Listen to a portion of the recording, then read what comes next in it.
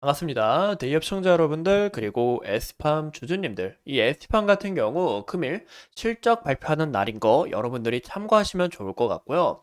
아직 실적이 나오진 않아서 좀 아쉬운 부분이 있는데, 제가 이 부분에 있어서 좀 오해가 있었습니다. 그래서 좀 오해를 풀어드리고자 이제 좀 사과의 한마디 좀 드리고 싶고, 이 에스팜 같은 경우 제가 좀 장기적인 시나리오를 한번 짜봤습니다. 이런 부분에서 좀 굉장히 중요한 포인트가 되지 않을까라고 생각을 하고 있고, 이 제론이 FDA 6월 승인 가능성에 대한 이야기와 이 올리고 수요가 증가하면서 예스팜의 다양한 파이프라인이 좀 추가적인 수혜가 가능하지 않을까라고 예상을 해보고 있습니다. 오늘 영상도 중요한 만큼 끝까지 시청해 주시고 좋아요와 구독으로 큰 힘 주시면 감사하겠습니다. 그럼 같이 바로 알아볼까요? 제가 이 S판 관련해서 좀 오해가 하나 있었는데, 제가 이제 아침마다 출근을 하면서 이 실적은 어떻게 되고 어떤 뉴스가 있을까 좀 찾아보면서 오고 있습니다. 그래서 제가 이 실적 보는 날짜를 이제 5월 보시는 것처럼 5월 13일이라고 봤어요. 글씨가 좀 작아서 안 보이실 것 같은데, 5월 13일이라고 나와서 좀 봤었는데, 보시면 이게 S팜 종목 코드 보이시죠? 근데 제가 컴퓨터로 다시 찾아보고 공식까지 다시 찾아보니까 이 에스팜의 실적 발표일이 5월 2일이었습니다. 바로 오늘이었던 거죠. 제가 저번 영상에서는 이제 13일로 말씀을 드렸는데, 이제 이런 오류가 있어서 좀 잘못 말씀을 드렸다. 그래서 제가 앞으로는 컴퓨터로도 공시로도 다양한 분야에서 좀 확인 체크 팩트 한 다음에 이런 부분에서 확실한 정보를 전달드릴 수 있도록 최대한 노력을 많이 하겠습니다. 이런 부분 정말 죄송하고요. 제가 이 S판 관련해서 좀 이제 TD 코인, 이 제론에 대한 이야기와 또 제론에 대한 이야기를 좀 풀어왔는데, 좀 이런 부분이 S팜에 대한 팁이 되지 않을까라고 저는 그렇게 생각을 해서 오늘 영상 준비해봤는데요. 이 TD 코인 증권사에서 이 제론의 컨버리지를 개시하면서 이제 투자 의견을 냈습니다. 목표 주가를 이렇게 제시를 했는데, 그 이유가 바로 골수 이형성 증후군 환자를 표적으로 사는 이 이멘탈 스타트가 6월 달에 바로 미국 FDA로부터 승인 가능성이 굉장히 높고, 미국과 유럽 사이에서 35억 달러 이상의 시장 기회를 표적으로 삼고 있다. 그래서 이런 부분에서 이 ST팜에게 큰 수혜를 가져오지 않을까 저는 그렇게 생각을 하고 있습니다. 그 이유가 이 ST팜이 제론한테부터 이 수주를 막고 있기 때문에 여기에 있어서 실적 모멘텀은 물론 또 이 이슈가 굉장히 중요한 이슈가 첫 올리고 핵심 항암제 3상 성공으로 좀 과거에도 주가가 좋은 모습을 나타내주기 때문에 이 ST팜한테는 굉장히 큰 이슈다라고 좀 봐주시면 좋을 것 같아요. 그래서 6월달 과연 어떤 이슈, 어떻게 이 승인 결과가 나오는지 좀 이런 부분도 우리가 참고해 주시면 좋을 것 같고요. 이 무엇보다 이 올리고 뉴클레오타이드 파이프라인 중 하나인 이 에이즈 치료제 SP0404가 기존 인터그라제, 저해제, 라테그, 라비르보다 항바이러스 효능이 2배가 높다. 이런 부분에서 기술력이 입증이 되고, 또 이 약물을 먹으면서 이제 내성이 발견을 하잖아요. 내성이 발견한 이 에이즈 환자에 대해서는 효능이 이 400배 이상 높은 효과를 나타내기 때문에 이런 부분에서 이 에스팜의 이 파이프라인 에이즈 치료제의 수요도 좀 증가하지 않을까, 이런 부분에서 좀 수요가 늘어나지 않을까라고 생각을 하고 있습니다. 이 에스팜 같은 경우 이제 투자자님이라면 이제 대부분 좀 아실 것 같은데요. 이제 미국과 중국의 갈등으로 이 생물보안법 갈등으로 인해서 이 CMO, CDMO 기업들의 수혜를 좀 받을 거다라고 시장에 내놨습니다. 이런 부분에서 이 LT팜도 좀 주가가 긍정적인 모멘텀이 더해졌지만, 제가 봤을 때 이 LT팜 같은 경우는 CDO 중 좀 특이하게 바로 이 올리고 뉴클레오타이드 CDMO로 좀 부응하지 않을까라고 저는 생각합니다.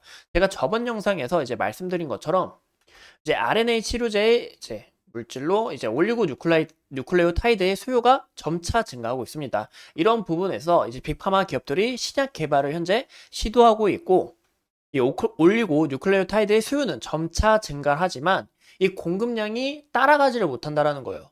이번에 이 에이스팜이 이 공장까지 구축을 했지만 이런 부분에서 죄송합니다. 공급량이 따라가지 못하기 때문에 이런 부분에서 가치가 더 상승하지 않을까. 그래서 제가 봤을 땐 이 장기적인 가치는 이 성장 모멘텀은 굉장히 높다라고 이런 부분에서 이야기를 드린 부분입니다. 그리고 무엇보다 이 렉비오에 대해서도 우리가 좀 눈여겨보시면 좋을 것 같습니다. 이 렉비오 같은 경우 적응증 확대를 진행하고 있는데, 이런 부분에서 이 매출액이 더 큰 폭으로 증가하지 않을까 현재 이 시장은 내놓고 있고, 이 렉비오 등장으로 인해서 이 시장 규모가 이제 258조 규모로 굉장히 큰 규모로 보고 있다라는 거예요. 이 기존 렉비오도 연 1회 이제 주사를 투여했는데 이제 이 양을 2회로 늘리고 그리고 바로 적응증 확대를 하면서 기존 14주 규모에서 258주 규모로 더 커졌다라는 겁니다. 이런 부분에서 이제 미국 에질런트가 이제 뉴클레오타이드를 공급하고 있었어요. 이 에시팜이 이제 두 번째 공급사거든요. 그래서 이 RNA 기전을 이용한 치료제로 이제 매출폭이 서서히 늘어나다 보니까 이 공급량이 굉장히 중요하잖아요. 이런 부분에서 이 에시팜이 뭐 추가적으로 공급할지 아직 미지수긴 하지만 이런 부분에서 좀 수혜가 늘어나지 않을까. 그리고 두 번째 공급사이기 때문에 이런 부분에서 기대감이 더욱 향상될 수 있다라는 거 참고해 주시면 좋을 것 같습니다. 그럼 이 렉비오라는 약물이 도대체 뭐냐? 바로 PSK9을 발현을 이제 RNA 간섭으로 차단을 하면서 이 LDLC 이제 콜레스테롤입니다. 이 부분을 감소시킨다라고 보시면 좋을 것 같아요. 이게 즉 무슨 얘기냐면 이 PCSK9이 콜레스테롤과 이 LDL 보이시는 것처럼 수용체와 대사를 조절하는 이 단백질로 이 9, 제가 9이라고 간단하게 말할게요. 9DL이 이제 간에서 이 LDL 보이시죠? 이 콜레스테롤 수용체와 반응하게 되면서 여기서 바로 단백질 생성을 막아서 이 LDL과 LDL 수용체를 이제 간 결합을 증가시킵니다. 그래서 이런 부분에서 콜레스테롤이 낮아진다라고 좀 봐주시면 좋을 것 같아요. 이 내용이 좀 어려울 수가 있는데 이런 부분에서 좀 긍정적인 효과를 나타내고 있다. 약 성능이 뛰어나다라고 좀 봐주시면 좋을 것 같습니다. 기존 2026년에 임상 3B를 이제 결과를 발표할 예정이었지만 이 렉비오가 이번 AICR에서 공개를 했어요. 임상 3B상에 대한 이제 결과를 공개했는데 그 이유가 바로 뭐다? 이 품목 허가를 더 시기 빨리 늘리고 적응증을 확대하면서 이 시장을 더 큰 폭으로 확대하기 위해서 현재 준비 중에 있다라는 겁니다. 그래서 이 렉뷰의 매출이 서서히 성장하게 된다 하면 그만큼 수요가 늘어난다라는 거잖아요. 제가 아까 말씀드린 것처럼 연 1회 주사였는데 이 부분도 이제 연 2회까지 늘어났다. 또 다양한 적응증 확대로 인해서 이 수요가 증가하게 된다면 이 에스티팜의 이 실적 기대감 그리고 이런 올리고 관련해서 모멘텀이 더욱 증가할 수 있다는 것을 우리가 좀 참고해 주시면 좋을 것 같습니다. 그럼 우리가 이 에스티팜의 주가를 보시는 것처럼 이 주가가 여기 보시면 딱 막히고 저항을 받고 하향하는 모습을 우리가 확인해 볼 수가 있습니다. 현재 구간에서 다시 한번 더 큰 폭으로 저항을 맞는 게 아니라 어느 정도 갭을 채우고 다시 매수세가 들어오면서 다시 양봉을 띈 모습을 우리가 확인해 볼 수가 있는데 그럼 여기서 N자 판독으로 쭉 가느냐 아니면 결국에 다시 저항을 받고 주가가 한 번 더 바닥을 찍고 올라가느냐라고 좀 약간 두 가지 그림을 그릴 수 있을 것 같아요. 그래서 이런 부분 우리가 좀 참고해 주시면 좋을 것 같고 이 무엇보다 구름대 지지와 과거의 이 매물대를 우리가 좀 눈여겨볼 수가 있는데 이 부분까지는 좀 바닥을 찍고 가지 않을까 저항을 크게 맞게 된다면 이런 부분을 좀 참고해 주시면 좋을 것 같습니다. 근데 무엇보다 올해 모멘텀도 굉장히 많고 그리고 앞으로 장기적인 성장성도 보장된 만큼 이런 부분에서 우리가 에스팜 지속적인 관찰이 필요하고 또 보시는 것처럼 이 장기평선 검은색 선이 이제 장기평선 241선인데 60일선 중기평선 그리고 120선 또 서서히 올라오는 것 올라오면서 이렇게 골든 크로스 형태를 나타내 주는 것을 보아 이 상승 추세 또한 우리가 깨지지 않고 좀 지속적으로 이어나가는지 이런 부분도 우리가 함께 참고해 주시면 좋지 않을까라고 생각합니다. 그래서 오늘 영상도 굉장히 중요했던 만큼 끝까지 시청해 주셔서 감사하고요.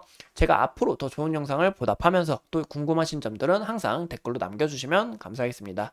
오늘도 소중히 시청해 주셔서 감사합니다.